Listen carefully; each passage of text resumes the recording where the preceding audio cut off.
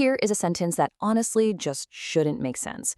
The absolute highest earner in your office will probably never retire, while one of the lowest earners sitting right down the hall might be completely done working by age 45. Literally the same building, the exact same years, but entirely opposite endings. Welcome to this explainer, optimized beautifully for your 16:9 screen, where we are going to unpack exactly how that happens. Right, so let's picture Robert. On any random Tuesday morning, he is 47 years old, hanging out in his kitchen, making coffee in his sweatpants. No alarm clock, zero commute, and he's absolutely never going back to work. Now, contrast that with Zoe, who used to sit 3 desks down from him. Zoe out-earned Robert every single year for 2 decades. Yet right now, she is crawling through the exact same bumper-to-bunker traffic she's been stuck in since her 20s, sipping an oat milk latte in a leased SUV that she still owes 30 grand on. Robert is completely free, and Zoe is totally trapped. So what's the magic number that separates them? Okay, let's dive into this, because honestly, the internet has completely rotted our collective brains when it comes to this topic. You know how it is, when most of us hear about someone retiring before 50, we immediately picture some tech bro who sold a startup, or a guy who dumped his life savings into a meme coin and just got ridiculously lucky. Yeah, that is not what this is. I really need you to understand that this is just boring math. And frankly, the boring math is the only version that actually works for a normal person pulling in a normal salary. So here it is, the absolute holy grail. The single number that dictates your ultimate freedom date is your savings rate. It's not your massive income, it's definitely not your fancy job title, it's just the percentage of your take-home pay that you actually keep and invest instead of spending. Once you see how this percentage directly ties to your timeline, I promise you, you will never be able to unsee it. Let's look at the raw numbers here. If you manage to save 10% of your take-home pay, which, by the way, is already way better than what the average American is pulling off, you're looking at a grind of roughly 51 years until you can retire. That's basically your entire adult life. But watch what happens next. Bump that savings rate up to 25%, and suddenly you're looking at 32 years. Push it to 50%, boom. The entire timeline collapses down to just 17 years. The difference between working 51 years and 17 years isn't some magical once-in-a-lifetime promotion. It's literally just a mathematical decision about how much of your own paycheck you let yourself keep.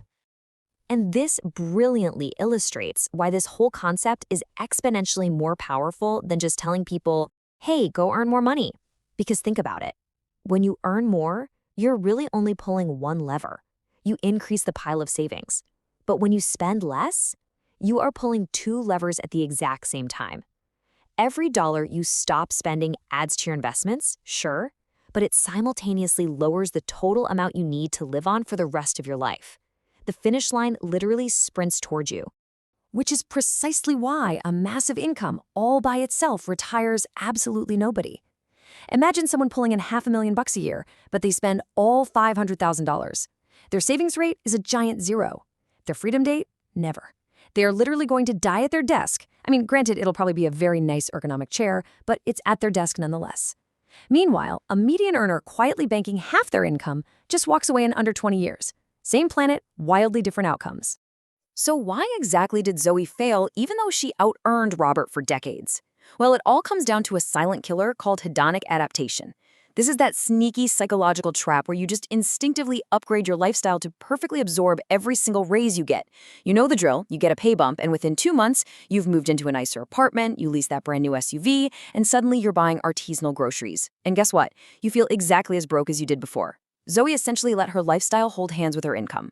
Robert did the exact opposite. He invested his raises like they didn't even happen. Now, if the savings rate is the big lever we are pulling, what exactly is the target we're pulling it toward? Well, for about 30 years, the golden rule of early retirement was the 4% rule, which William Bengen figured out back in 1994. The math was beautifully simple. Just multiply your annual spending by 25. So if you spend $40,000 a year, your ultimate wealth target is $1 million. Hit that number, and historical data said you could safely withdraw 4% a year, survive any market crash, and be totally fine for a 30-year retirement. But let's fast forward and look at our modern reality, because we definitely are not in 1994 anymore. Today's stock market is historically expensive, sitting at valuations we have rarely seen over the last century. Massive players like Vanguard, Goldman Sachs, JP Morgan, they're all kind of forecasting lower future returns. And on top of that, if you're pulling the plug at 45, your money doesn't just need to last 30 years, it needs to last 50 years. Because of that reality check, careful researchers now suggest using a slightly safer 3.5% withdrawal rate instead of 4. This bumps your ultimate wealth target from 25 times your spending up to 30 times. Yes, it's a bigger target, but remember, that savings rate lever is still what dictates the speed. To actually hit that 30x target, you need to know exactly where to stash your cash. Here is your boring wealth arsenal, in the exact order you should use it. First, hit your 401k up to the employer match, because turning down free money from your boss is financially criminal. Next up is the HSA, or Health Savings Account, which is arguably the single most tax-friendly yet criminally underutilized account in America. Then hit your IRA. After that, you circle back and max out whatever is left in that 401k. Finally, any leftover cash just overflows right into a regular taxable brokerage account. But look, as you start filling up these accounts, you have to mentally gear up for the hardest phase of the journey. Warren Buffett's late partner, the legendary Charlie Munger, famously said that the first $100,000 is just a total, well, it's a grind. Early on, compounding is insultingly slow. It feels like you're getting nowhere because the growth relies entirely on your own sweat and your own deposits. The snowball is just too tiny to roll on its own momentum yet. Now, I know exactly what you're thinking right now. You're looking at that list of retirement accounts and saying, wait a minute, isn't my money legally locked away in an IRS vault until I'm 59 and a half? How on earth am I supposed to retire at 45 if I can't even touch my own money? Trust me, it is the biggest, most common objection out there. So the crucial point is this, that whole lockup rule, it's basically a myth. Early retirees use completely legal, fully IRS-approved trapdoors to access their money way ahead of schedule. The absolute most powerful one is called the Roth conversion ladder. Here is how the loop works. You convert a chunk of your traditional retirement money over to a Roth account. You pay a little bit of tax on it right then, and then you just wait 5 years. After that 5-year clock runs out, that money completely unlocks penalty-free. You just set up this little assembly line year after year, and eventually it spits out a completely tax-free year of living expenses every 12 months, right like clockwork. You just use your regular brokerage account to bridge that initial 5-year wait. And hey, that isn't even the only door out. There's also something called Rule 72T, which actually lets you take steady, equal withdrawals early, provided you strictly commit to a specific 5-year schedule. Or even simpler, your direct Roth contributions. Any original money you personally put into a Roth can be pulled out at any time, at any age, totally tax and penalty-free because you already paid the taxes on the front end. The idea that this is a locked vault is totally dead. Honestly, it's more like a vault with a side door, a back door, and an open window. Which brings us to the only real roadblock left, the final boss of early retirement, American health insurance. If you retire before you're 65, you are too young for Medicare. And buying insurance on the open market, it can brutally cost an older couple well over $1,000 a month. This single, massive expense absolutely terrifies people, keeping them chained to jobs they hate solely for the benefits. But early retirees have found a completely legal cheat code for this too. You see, the financial assistance you get for healthcare on the open market isn't based on your total net worth. It is entirely based on your taxable income. Because early retirees are living off things like Roth withdrawals and cash savings, which don't count as taxable income, they can literally have millions sitting in the bank, yet look dead broke on paper to the government. This artificially low taxable income qualifies them for massive health insurance subsidies. It is one of the very few times the math naturally bends entirely in your favor. So let's bring this all the way back to Robert, hanging out in his sweatpants. When did his life actually flip? Well, for the first decade, it was a massive grind. He was saving like a maniac, and the balance barely seemed to crawl upwards. But because he kept his living expenses incredibly low and his savings rate super high, he hit a mathematical tipping point right around year 12. His investment pile finally got so big and heavy that the stock market started doing more of the heavy lifting than he was.